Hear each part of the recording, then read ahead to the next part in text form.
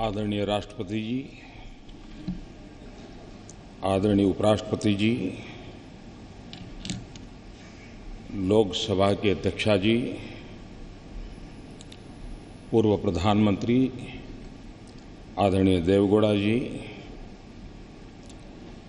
मंत्रिपरिषद के मेरे साथी, सदन के सभी सम्मानित सदस्यगण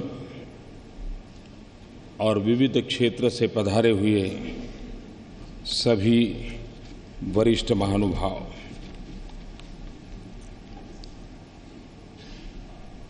राष्ट्र के निर्माण में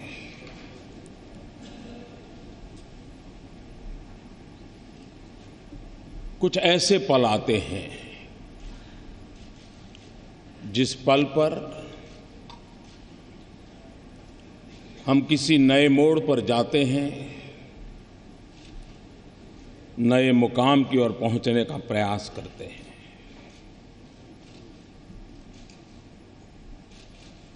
आज इस मध्यरात्रि के समय हम सब मिलकर के देश का आगे का मार्ग सुनिश्चित करने जा रहे हैं।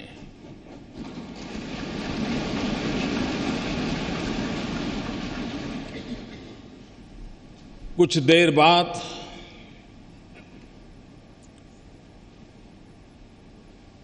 देश एक नई व्यवस्था के ओर चल पड़ेगा। 125 करोड़ देशवासी इस ऐतिहासिक घटना के साक्षी हैं।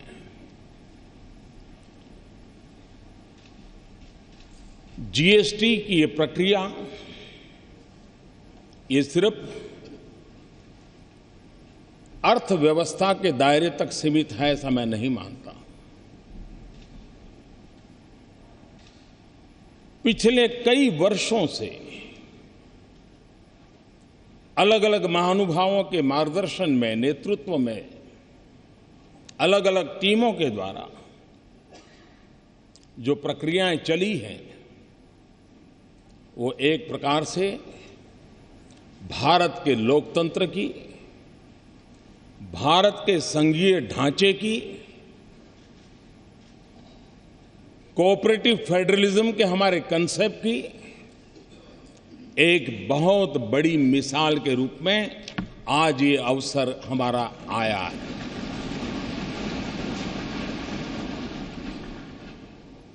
इस पवित्र अवसर पर आप सब अपना बहुमूल्य समय निकाल करके आए हैं। मैं हृदय से आपका स्वागत करता हूं, आपका आभार व्यक्त करता हूं।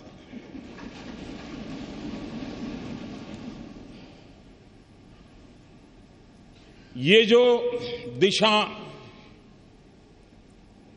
हम सब ने निर्धारित की है, जो रास्ता हमने चुना है, जिस व्यवस्था को हमने विकसित किया है, यह किसी एक दल की सिद्धि नहीं है। यह किसी एक सरकार की सिद्धि नहीं है। ये हम सबकी साझी विरासत है। हम सबके साझे प्रयासों का परिणाम है। और रात्रि को 12 बजे इस सेंट्रल हॉल में हम एकत्र आए हैं। यह वो जगह है जिस जगह पे इस राष्ट्र के अनेक महापुरुषों के पद चिन्हों से इस जगह ने अपने आप को पावन किया हुआ है। ऐसी पवित्र जगह पर हम बैठे हैं और इसलिए आज सेंट्रल हॉल की इस घटना के साथ हम याद करते हैं 9 दिसंबर 1946 संविधान सभा की पहली बैठक का ये सभागृह साक्षी है। हम उस स्थान पर बैठे हैं जब संविधान सभा की प्रथम बैठक हुई। पंडित जवाहरलाल नेहरू, मौलाना अब्दुल कलाम आजाद, सरदार वल्लभ भाई पटेल, बाबा साहब आम्बेडकर, आचार्य कृपलानी, डॉक्टर राजेंद्र बाबू, सरोजिनी नायडू, ये सब महापुरुष पहली कतार में बैठे हुए थे। उस सदन में जहां कभी 14 अगस्त 1947 रात को 12 बजे देश की स्वतंत्रता की उस पवित्र महान घटना, ये स्थान उनका साक्ष्य है। 26 नवंबर 1949 देश ने संविधान को स्वीकार किया। यही जगह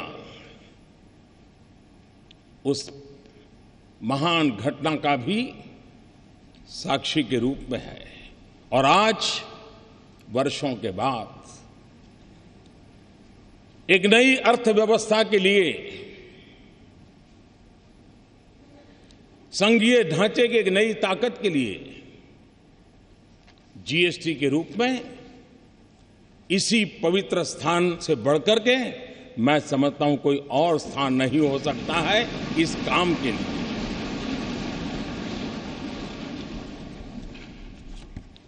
संविधान का मंथन 2 साल 11 महीने और 17 दिन तक चला था। हिंदुस्तान के कोने कोने से विद्वत जन उस बहस में हिस्सा लेते थे, वाद विवाद होते थे, राजी नाराजी होती थी, सब मिलकर के बहस करते थे, रास्ते खोजते थे। कभी इस पार कभी उस पार नहीं जा पाए तो बीच का रास्ता खोज करके चलने का प्रयास करते थे। ठीक उसी तरह ये जीएसटी भी एक लंबी विचार प्रक्रिया का परिणाम है। सभी राज्य समान रूप से, केंद्र सरकार उसी की बराबरी में और सालों तक चर्चा की है। संसद में इसके पूर्व के भी सांसदों ने, उसके पूर्व के सांसदों ने लगातार इस पर बहस की है।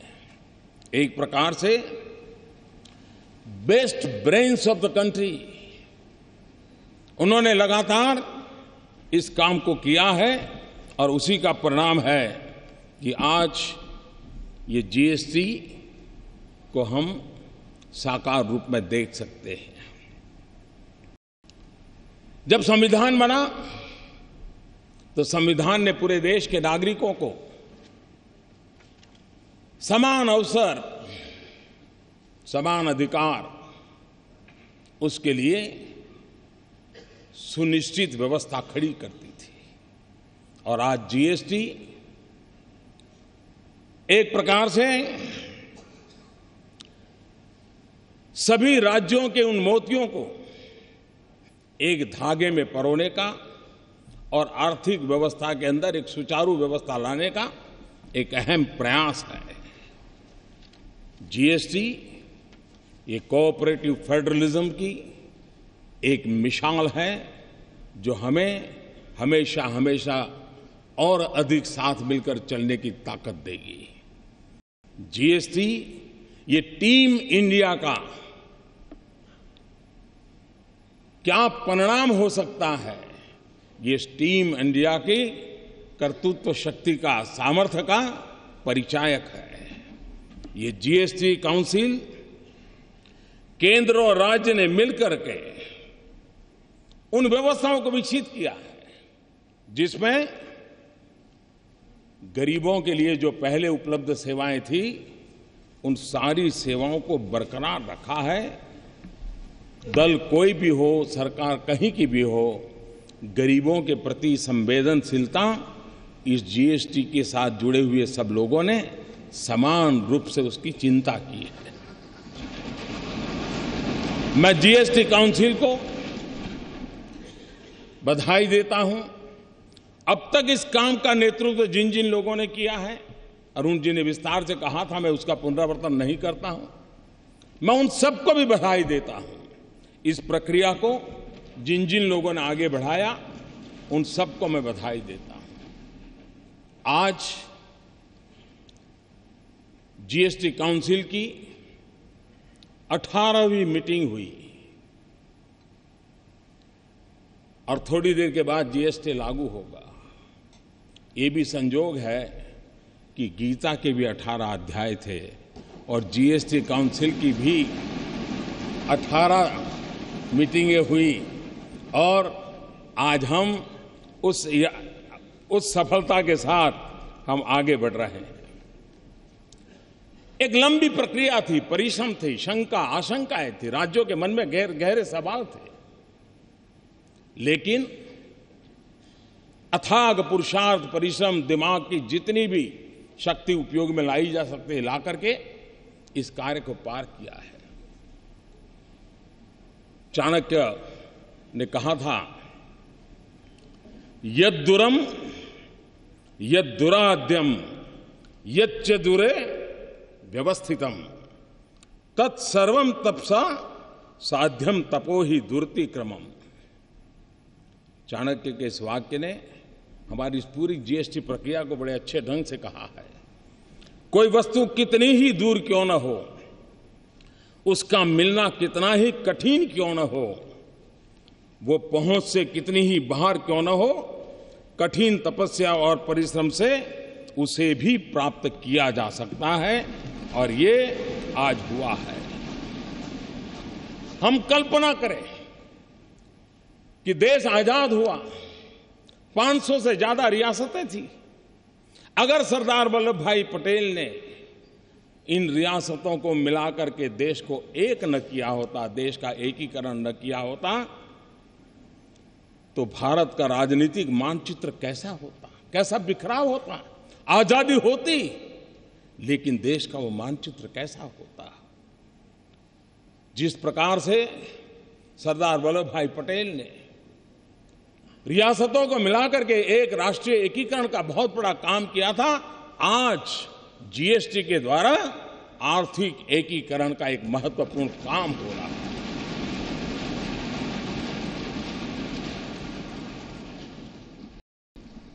उनतीस राज्य, 7 केंद्र शासित प्रदेश, केंद्र के 7 टैक्स, राज्यों के 8 टैक्स और हर चीजों के अलग अलग टैक्स का हिसाब लगाएं, 500 प्रकार के टैक्स कहीं न कहीं अपना रोल कर रहे थे। आज उन सब से मुक्ति पाकर के अब गंगानगर से लेकर के ईटानगर तक, लेह से लेकर के लक्षद्वीप तक, वन नेशन वन टैक्स, ये सपना हमारा साकार होके रहेगा। और जब इतने सारे टैक्स, 500 अलग अलग हिसाब लगाए, 500 टैक्स। आल्बर्ट आइंस्टाइन प्रखर वैज्ञानिक, उन्होंने एक बार बड़ी मजेदार बात कही थी।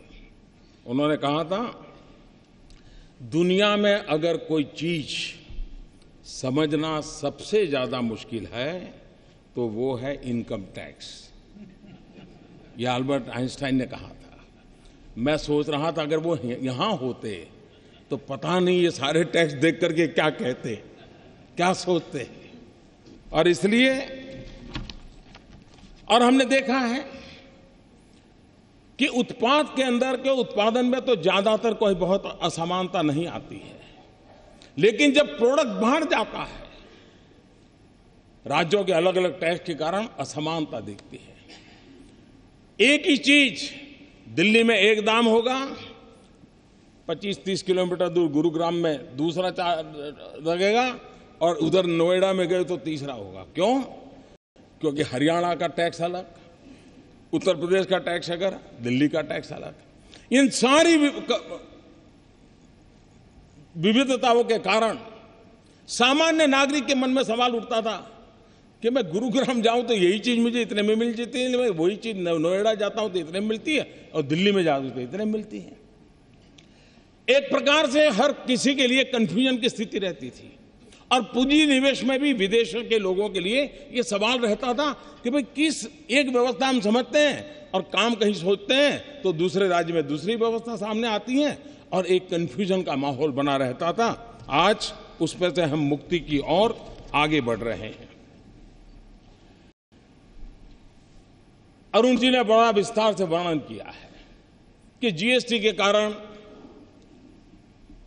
ऑक्ट्रॉय की व्यवस्था हो, एंट्री टैक्स हो, सेल टैक्स हो, वैट हो, न जाने कितनी चीजें, सारा वर्णन उन्होंने विस्तार से किया, सब खत्म हो जाएगा। हम जानते हैं कि हम एंट्री के टोल पर घंटों तक हमारे व्हीकल खड़े रहते हैं, देश का अरबों खरबों का नुकसान होता है।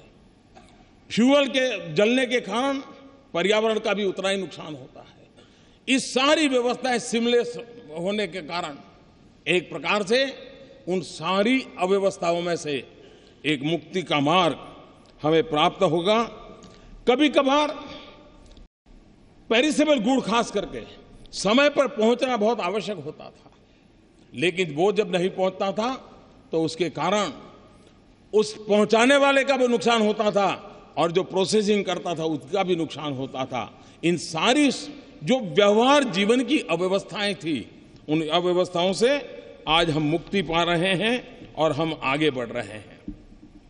जीएसटी के तौर पर देश एक आधुनिक टैक्सेशन सिस्टम की ओर आज कदम रख रहा है, बढ़ रहा है। एक ऐसी व्यवस्था है जो ज्यादा सरल है, ज्यादा पारदर्शी है।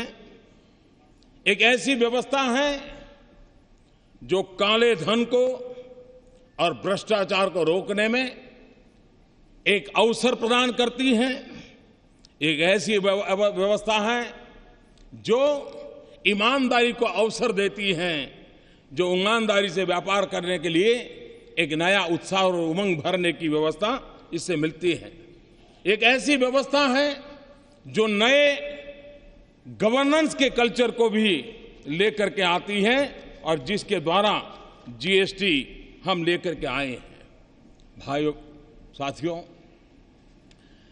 टैक्स टेररिज्म और इंस्पेक्टर राज, ये बात कोई नई नहीं है।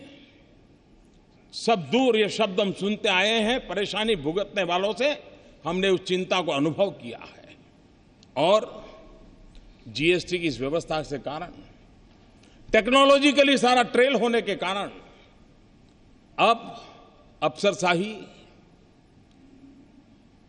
उसके लिए ग्रे एरिया बिल्कुल समाप्त हो रहा है। उसके कारण जो सामान्य व्यापारियों को, सामान्य कारोबारियों को, अफसरों के द्वारा जो परेशानियां होती रही हैं, उससे मुक्ति का मार्ग इस जीएसटी के द्वारा कोई ईमानदार व्यापारी बेवजह परेशान हो, वो दिन इसके साथ खत्म होने की पूरी संभावना इस जीएसटी के अंदर है।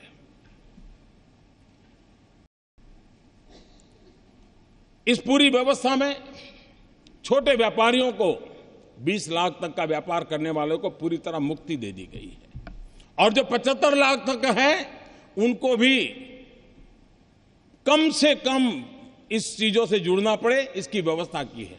ये बात ठीक है कि स्ट्रक्चर में लाने के लिए कुछ व्यवस्थाएं की है, लेकिन वो मिनिमम व्यवस्थाएं, नाम मात्र की व्यवस्थाएं की गई हैं, और उसके कारण सामान्य मानवी जो है उसके लिए इस नई व्यवस्था से कोई बोझ होने वाला नहीं है।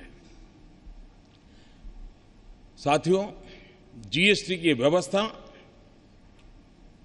ये बड़ी-बड़ी आर्थिक भाषा में जो बोला जाता है वहां तक सीमित नहीं है। बड़े-बड़े शब्द इसके साथ जोड़े जाते हैं, लेकिन अगर सरल भाषा में कहूं कि देश के गरीबों के हित के लिए ये व्यवस्था सबसे ज्यादा सार्थक होने वाली है।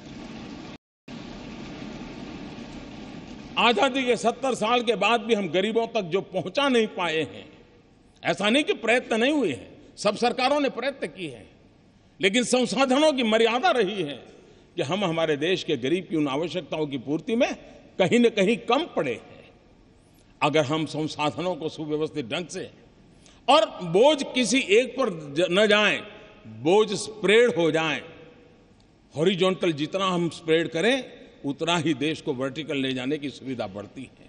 और इसलिए उस दिशा में जाने का काम, अब वो कच्चा बिल पक्का बिल ये सारी खेल खत्म हो जाएंगे, बड़ी सरलता हो जाएगी। और मुझे विश्वास है छोटे मोटे व्यापारी भी ये जो गरीब को बेनिफिट मिलने वाला है वो जरूर उसको ट्रांसफर करेंगे, ताकि गरीब का भला हम लोगों को आगे बढ़ाने के लिए बहुत बहुत काम आने वाला है। कभी कभी आशंकाएं होती हैं कि ये होगा, डिकना नहीं होगा, फलाना नहीं होगा। और हमारे देश में हम जानते हैं कि जब 10th और 12th के रिजल्ट ऑनलाइन देने की शुरुआत की और एक साथ सब गए जब, तो सारा हैंगअप हो गया और दूसरे दिन खबर यही बन गई कि ऐसा हो गया। आज भी काफी इसी चर्चा होती है। ये बात ठीक है कि हर किसी को टेक्नोलॉजी नहीं आती है, लेकिन हर परिवार में 10वीं 12वीं का अगर विद्यार्थी है तो उसको ये सारी चीजें आती हैं। कोई मुश्किल काम नहीं, इतना सरल है। घर में 10वीं 12वीं का विद्यार्थी भी रहता है तो चीजें छोटे से व्यापारी को भी, और वो मदद कर सकता है, रास्ता निकल सकता है। जो लोग आशंकाएं करते हैं, मैं कहता हूं कृपा करके ऐसा मत कीजिए। अरे आपका पुराना डॉक्टर हो, आप उसी से अपनी आंखें लगातार चेक करवाते हो, वही हर बार आपके नंबर निकालता हो, आपका चश्मा बनाने वाला भी निश्चित हो, आप वहां पे नंबर बनवाते हो, और फिर भी जब नया नंबर वाला चश्मा आता है तो एक आध 2 दिन तो आंख ऊपर नीचे करके एडजस्ट करना पड़ता है। ये बस इतना ही है।